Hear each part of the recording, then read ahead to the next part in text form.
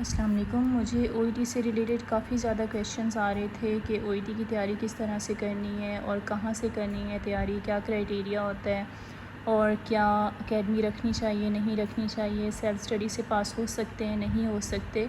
So I thought about making a video ताकि सबके लिए समझने में आसानी हो जाए और मुझे भी एक दफ़ा एक्सप्लेन करना पड़े। ठीक है, अब ओईटी बेसिकली क्या होता है? This is abbreviation of occupational English test. ठीक है, अब ये ओईटी जो है this is only fixed for the health care professionals. ठीक है, अगर आप एक डॉक्टर हैं, एक नर्स हैं, आप फिज़ियोथेरापिस्ट हैं, आप किसी भी हेल्थ की प्रोफेशन से रिलेटेड हैं तो ओईटी जो है वो आपके लिए है। आपके लिए ओईटी करना ज़्यादा इजी होगा as compare to any other English test. ठीक है, अब ओईटी में जो है इसकी तैयारी कैसे करनी होती है? अगर तो आपकी इंग्लिश जो है वो अच्छी है, ठीक है, आपकी ग्रामर अच्छी है, टू द पॉइंट है, आप जनरली जो है इंग्लिश स्पीकिंग जो है वो यूज़ कर रहे हैं अपनी डेली लाइफ में, तो आप इसको घर बैठे भी तैयार कर सकते हैं। अगर आपकी ग्रामर अच्छी नहीं है, आपको राइटिंग में थोड़े मसले आते हैं, ग्रामर आपकी आगे पीछे हो जाती है, प्रीपोजिशंस जो हैं वो ठीक से यूज़ नहीं करनी आती, तो फिर आपको जो है वो एकेडमी की तरफ जाना चाहिए। ठीक है, अब मैंने जो है इसकी तैयारी ख़ुद से की है घर बैठ के। इसके पार्ट्स कितने होते हैं? ओईटी के पार्ट्स जो हैं वो बेसिकली इसके 4 मॉड्यूल्स होते हैं। ठीक है, सबसे पहला मॉड्यूल है लिसनिंग का, उसके बाद होती है रीडिंग, उसके बाद होती है राइटिंग और उसके बाद होती है स्पीकिंग। ठीक है, अगर हम लिसनिंग की बात करें तो लिसनिंग के आगे जो है वो 3 पार्ट्स होते हैं। ठीक है, पार्ट ए जो है इसमें क्या होते हैं? Fill in the blanks. ठीक है, अब ब्लैंक्स जो हैं वो आपने फिल कैसे करने हैं? ओईटी जो है वो 2 तरीक़ों का होता है। ठीक है, ओईटी ऑन पेपर भी होता है और ऑन कंप्यूटर भी होता है। ठीक है, अब मैंने जो है वो ऑन पेपर बुक करवाया था क्योंकि मुझे ये था कि मेरी कंप्यूटर के ऊपर जो है टाइपिंग स्पीड किस तरह की होगी, I was not sure about that, तो मैंने OET on paper he book करवाया था। ठीक है, अब इसमें क्या होता है कि आपको वो एक पेपर देंगे। ठीक है, अब पेपर के ऊपर जो है वहाँ पे होंगे 24 फिल इन द ब्लैंक्स, उनको आपने फ़िल करना होगा। फ़िल कैसे करना है? आपने हेडफोन्स लगाए हुए हैं, हेडफोन्स के अंदर वॉइस चल रही है। वॉइस में क्या होता है? एक पेशेंट और एक हेल्थ केयर प्रोफेशनल जो है वो आपस में बात कर रहे हैं, आपने उनकी बातों को गौर से सुनना है और उन्हीं की बातों से रिलेटेड ही ब्लैंक्स होंगे जिनको आपने फ़िल करना है। फॉर एग्ज़ाम्पल, एक पेशेंट जो है वो नर्स को बता रहा है कि मुझे जो है वो 2 दिन से मेरे पेट में दर्द है या मुझे हेडेक है 2 दिन से, या कोई भी मसला है। ठीक है, अब हमारे पास ब्लैंक क्या होगी? Patient has been suffering from the headache from, ठीक है, डैश। ठीक है, अब यहाँ पे हमने क्या फ़िल करना है? From 2 days. ठीक है, इस तरह के होते हैं हमारे पास ब्लैंक्स, उन्हें हमें फ़िल करना होता है। उसके बाद पार्ट बी और सी होते हैं। इन दोनों पार्ट्स के अंदर जो हैं एमसीक्यूज़ होते हैं। आपने वॉइस सुननी होती है, वॉइस सुनने के बाद आपने जो है मोस्ट सूटेबल आंसर एमसीक्यूज़ में से सिलेक्ट करना होता है। ठीक हो गया। अब लिसनिंग का जो क्राइटेरिया है वो ये है कि आपने जो है वो 350 प्लस मार्क्स लेने होते हैं, जिसको हम कहते हैं कि ये बी ग्रेड है। ठीक है, उसके बाद होती है रीडिंग। अब रीडिंग का भी सेम क्राइटेरिया है, इसमें भी हमारे पास जो है वो 3 पार्ट्स होते हैं, part A, part B and part C. ठीक है, पार्ट ए जो है वो इसमें भी ब्लैंक्स वाला होता है। अब इसमें जो टाइम मैनेजमेंट है वो थोड़ी सी ट्रिकी होती है। लिसनिंग में तो आप वॉइस के साथ साथ चल रहे हैं, जैसे जैसे वॉइस जा रही है आप उसके साथ साथ चल रहे हैं, वॉइस ख़त्म होगी आपका टाइम भी ख़त्म हो जाएगा। ठीक है, लेकिन रीडिंग में जो है आपने ख़ुद टाइम मैनेज करना होता है। रीडिंग के अंदर जो पार्ट ए होता है इट कंसिस्ट ऑफ 20 क्वेश्चंस। ठीक है, 20 मार्क्स होते हैं इसके लिए आपके पास टाइम होता है 15 मिनट्स का। और पार्ट बी और सी जो हैं इसमें होते हैं अबाउट 22 क्वेश्चंस। ठीक है, और इसमें आपके पास टाइम होता है 30 मिनट्स का।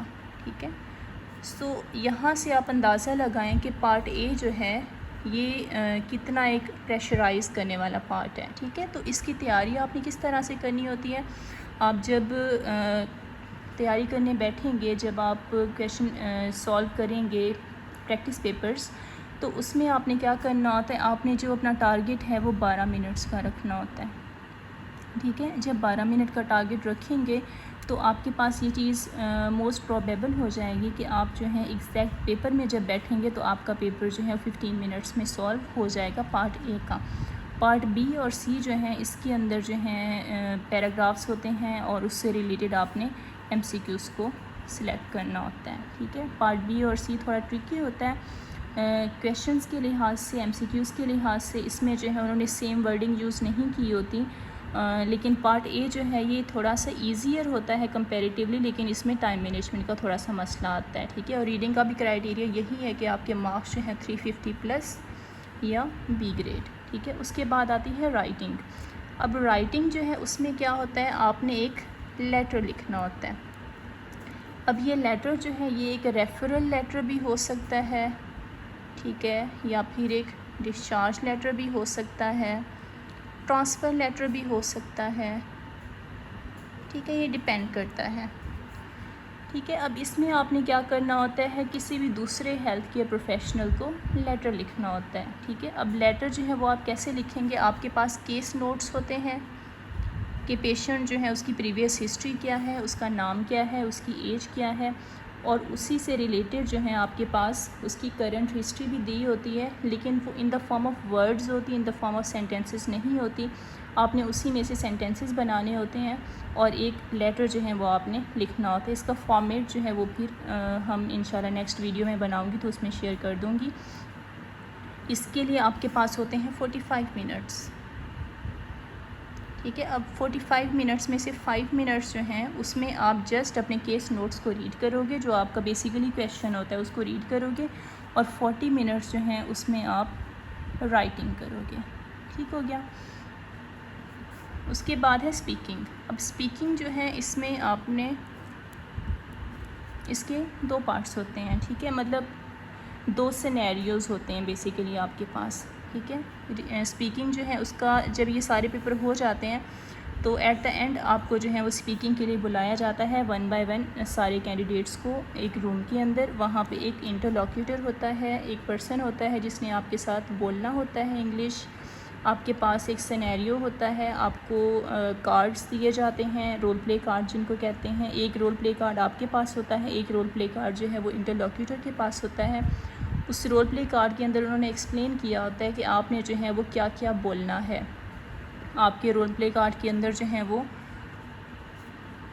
आपका रोल और तरह का होगा, और आपका जो इंटरलॉक्यूटर है उसकी रोल प्ले कार्ड के अंदर उसका रोल कुछ और होगा। वो पेशेंट होगा, आप नर्स होंगे, वो आपसे क्वेश्चन करेगा और आप उस क्वेश्चन से रिलेटेड और अपने केस नोट्स को देखते हुए उसका जवाब दोगे इंग्लिश के अंदर, ठीक है। अब यहाँ पे जो है आपकी फ्लुएंसी को देखा जाता है, आपकी इंटेलिजिबिलिटी को देखा जाता है कि आपकी बात जो है वो समझ कितनी आ रही है, आपकी जो लैंग्वेज है वो वेग तो नहीं है, ठीक है। लेकिन इसके अंदर जो है वो एक्सेंट का इतना ज़्यादा मसला नहीं होता। अगर एक्सेंट जो है वो आपका थोड़ा सा ऊपर नीचे है भी सही तो इट्स ओके, ठीक है। अब 2 रोल प्लेस होते हैं, दोनों रोल प्लेस में आपको जो है वो 5 मिनट्स के लिए बोलना होता है एक स्पेसिफ़िक जो है वो सिनेरियो के अंदर, ठीक हो गया।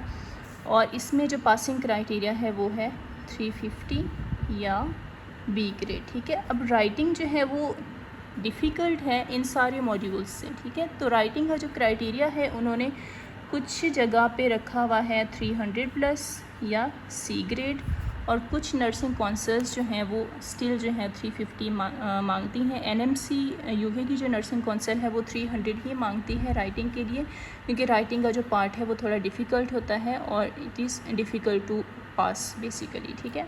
अब पासिंग क्राइटेरिया जो है वो मैंने ऑलरेडी आपको बता दिया है। लिसनिंग जो है उसमें 350, ठीक है, रीडिंग में भी 350, राइटिंग में 300 और स्पीकिंग में 350, ठीक है। अगर आप इस क्राइटेरिया पे पूरा उतरते हो तो आपका जो OET है वो बेसिकली पास हो जाता है और आप जो है अपने बाहर के प्रोसेस को फ़र्दर कंटिन्यू कर सकते हो।